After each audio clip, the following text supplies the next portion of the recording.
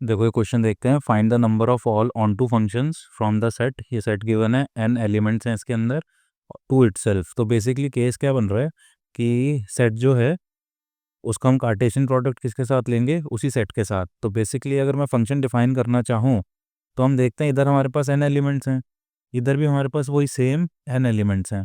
तो पहली चीज़ जो हमें ऑब्जर्व करनी चाहिए वो ये कि आपके पास जो डोमेन है वही आपका कोडोमेन है, या फिर हम कह सकते हैं कि डोमेन और कोडोमेन इक्वल है। दूसरी बात, ऑन टू फंक्शंस के बारे में बात कर रहे हैं, तो ऑन टू बनाने के लिए रेंज जो होगी फंक्शन की वो कोडोमेन के इक्वल होगी।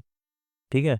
तीसरी बात ये है कि अगर डोमेन और कोडोमेन इक्वल है और मुझे फंक्शन को ऑन टू बनाना है तो मेरे पास एक ही ऑप्शन बचता है कि मैं फंक्शन को वन वन बनाऊं, क्योंकि मैनी वन मैं इस केस में बना नहीं पाऊंगा।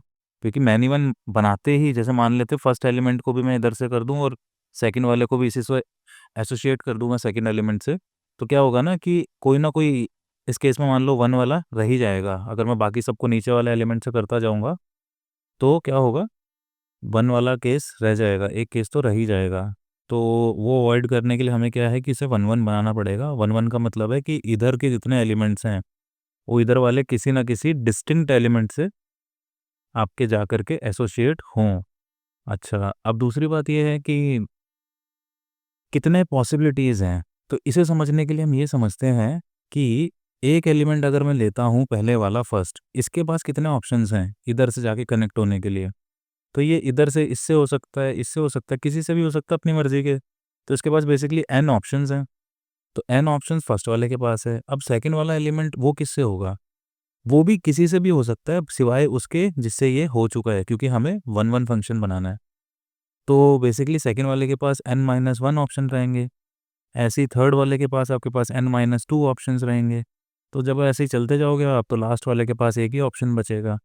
और जब लास्ट वाला भी एसोसिएट हो जाएगा तब जा कर के हमारा ऑन टू फंक्शंस वाला काम खत्म होगा। तो बेसिकली हमारे पास कितने फंक्शंस बने, तो हमारे पास बने पहले वाले के पास एन, दूसरे वाले के पास एन माइनस वन ऑप्शन हैं, तीसरे एलिमेंट के पास एन माइनस टू है। ऐसे ही चलते चलते आपके पास लास्ट वाले के पास एक ऑप्शन बचेगा। तो ये हमारा आंसर हो गया।